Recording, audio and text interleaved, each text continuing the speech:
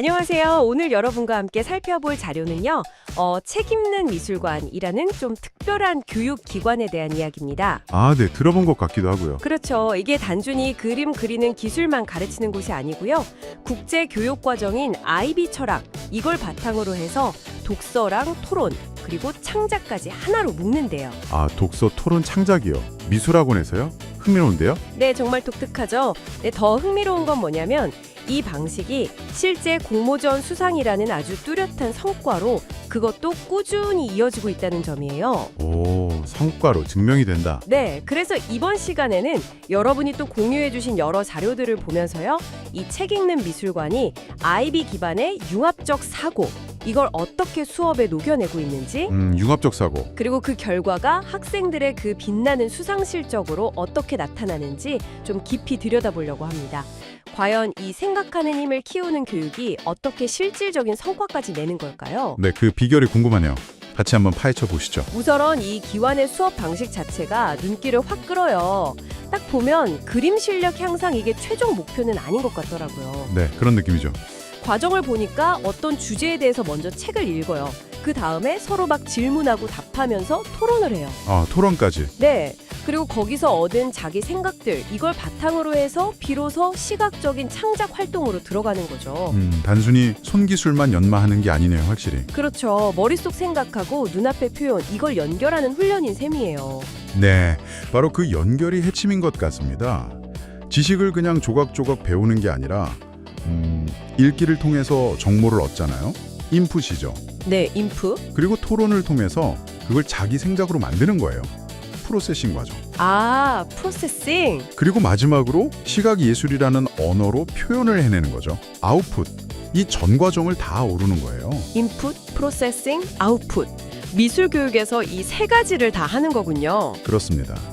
이게 바로 그 지식의 습득, 탐구, 소통, 성찰. 이걸 강조하는 국제 바칼로레아, 즉 IB 교육의 큰 틀하고 맞닿아 있는 부분이고요.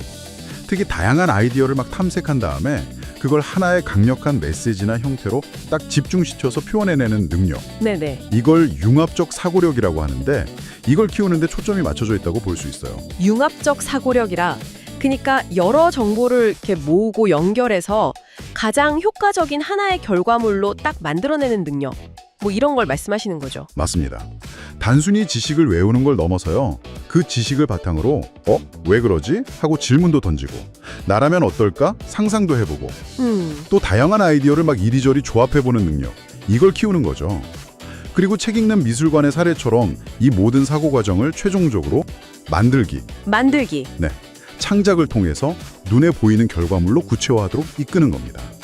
그냥 아는 것에서 그치는 게 아니라 아는 것을 활용해서 뭔가 새롭고 의미 있는 것을 창조하는 힘, 그걸 길러주는 거죠. 예를 들어서 만약에 미래의 도시 이런 주제가 주어지면 네, 그럼 관련 자료나 코멘트 같은 걸 보고 미래 도시에 어떤 기능이 필요할까 아니면 어떤 문제가 있을까 막 이야기 나누고 그렇죠. 토론하고 그런 다음에 자기만의 아이디어를 담아서 그림이든 뭐 입체 작품이든 만들어보는 시기겠네요. 정확합니다.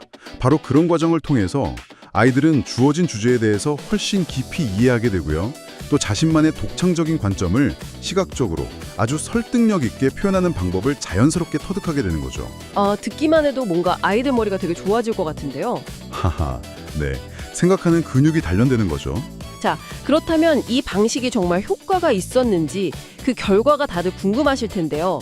자료를 보니까 2012년에 문을 연 이후로 거의 해마다 학생들이 비중 있는 대회에서 상을 받았다는 기록이 쭉 나와요.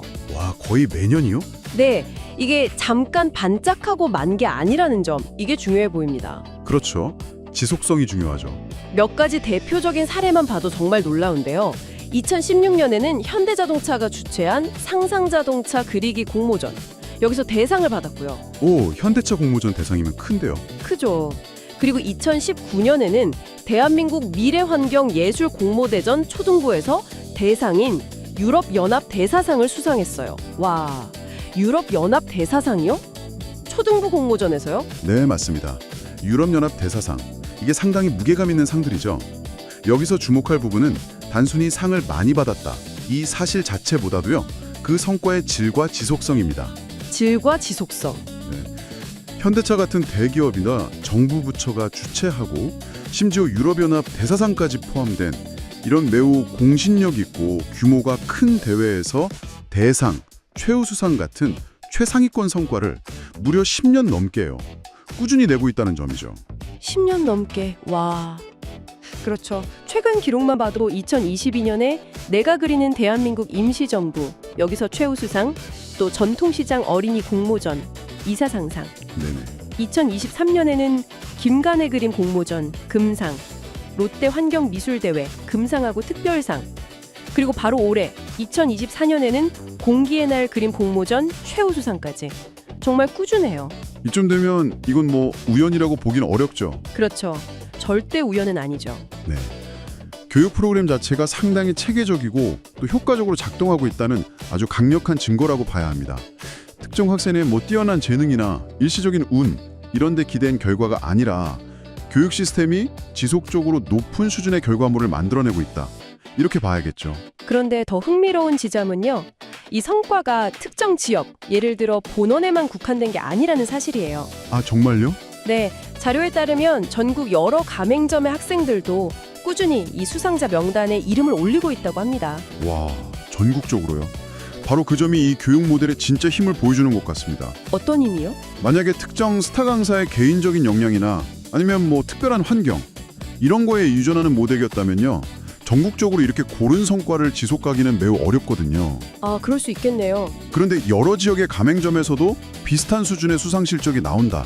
이건 교육 시스템 자체가 복제가 가능하고 또 보편적인 효과를 지니고 있다는 뜻입니다. 시스템의 힘이군요. 네, 잘 설계된 융합교육 커리큘럼은 장소나 뭐 개별 교사의 편차 이런 걸 넘어서서 학생들의 잠재력을 일관되게 끌어올릴 수 있다.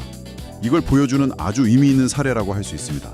결국 책 읽는 미술관의 사례는 우리한테 어떤 교육이 학생의 성장을 실질적인 성과로 연결시키는가 이런 근본적인 질문을 던지는 것 같아요. 맞습니다. 단순히 지식을 머릿속에 막 넣어주는 걸 넘어서 스스로 생각하는 힘을 키우고 그걸 또 자기만의 방식으로 창의적으로 표현하게 하는 훈련. 그 중요성을 실제 결과로 딱 보여주고 있는 셈이네요. 네, 그러니까 단순히 그림을 잘 그리게 된 결과라기보다는 주어진 주제에 대해서 깊이 탐구하고 또 토론을 통해서 생각을 막 벼리고 네, 별이고. 그 결과 자기만의 독창적인 아이디어를 아주 설득력 있는 시각 언어로 표현하는 능력. 이게 탁월했기 때문에 이런 큰 상들을 받을 수 있었다.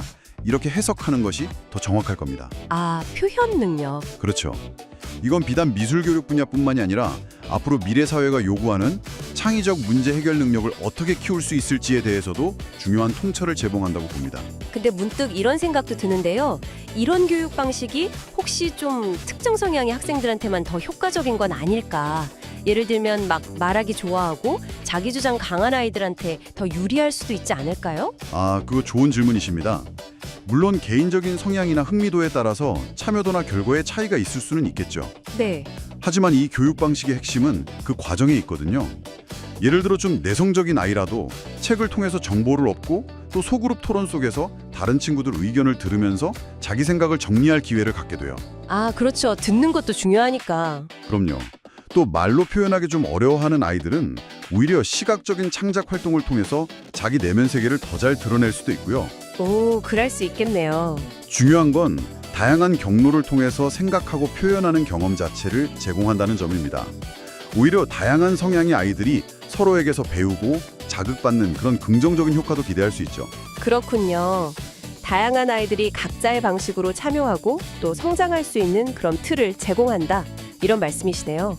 맞습니다. 그리고 여기서 멈추지 않고 교육 영역을 더 넓혀가고 있다는 점도 주목할 만한 것 같아요. 기존의 회화나 독서 기반 수업 외에 뭐 3D 펜이나 모델링 같은 입체 조형, 네, 메이커 교육 쪽이죠. 네, 메이커 교육으로 확장하고 있다고 해요. 특히 뭐 디오라마 제작 같은 수업은 아이들이 상상한 걸 직접 손으로 만들면서 공간 지각 능력이나 문제 해결 능력 이런 걸 함께 키울 수 있겠는데요. 네, 아주 중요하죠. 평면에서 입체로 또 생각에서 현실 구현으로 나아가는 건 융합적 사고를 한 단계 더 심화시키는 중요한 과정입니다. 심화시키는 과정. 네, 더 나아가서 초등학생, 청소년을 넘어서 성인을 위한 자격증 과정까지 개설하고요. 건축, 도시, 환경 같은 다른 전문 분야와의 융합 프로그램까지 계획하고 있다는 점은 이 기관이 단순한 미술학원을 넘어서 훨씬 큰 그림을 그리고 있다는 걸 보여주는 거죠. 아니, 성인 대상 교육에 다른 전문 분야 융합까지요. 이건 정말 미술 교육이라는 틀을 그냥 넘어서는 시도 같은데요. 그렇죠. 이건 이제 미술을 매개로 한 창의 융합 교육 플랫폼으로 발전하려는 아주 장기적인 비전으로 해석할 수 있습니다. 창의 융합 교육 플랫폼. 네, 다양한 연령대의 사람들이 각자의 관심사나 전문성을 바탕으로 창의적인 아이디어를 탐구하고 표현하는 방법을 배우는, 뭐랄까, 일종의 생애주기형 창의력 발전소 같은 걸 지향하는 것처럼 보여요. 와, 생애 주기형 창의력 발전소. 멋진 표현인데요. 네, 미술이 다른 학문이나 산업 분야와 만나서 어떤 새로운 가치를 만들어낼 수 있을지 그걸 실험하는 장이 될 수도 있겠죠. 듣고 보니 정말 그렇네요. 이게 단순히 그냥 성공한 미술학원 이야기가 아니라 미래 교육이 어떤 모습일 수 있는지, 또 어떻게 지식과 창의성, 그리고 실제적인 결과물을 연결할 수 있는지 보여주는 아주 흥미로운 사례 연구 같습니다. 네, 맞아요. 독서로 깊이를 더하고, 토론으로 생각을 넓히고, 창작으로 표현하고, 그리고 그 결과가 수상이라는 성취로 이어지는 이 선순환 구조가 참 인상적입니다. 특히 교육의 효과를 수상 실적이라는 객관적인 지표로 꾸준히 증명해내고 있다는 점, 이게 시사하는 바가 큽니다. 네네. 물론 교육의 가치를 성과로만 재단할 수는 없겠지만요. 이처럼 공신력 있는 외부 평가를 통해서 교육 프로그램의 우수성을 입증하는 것은 교육의 방향성이나 효과를 점검하고 발전시키는 데 아주 중요한 동력이 될 수 있습니다.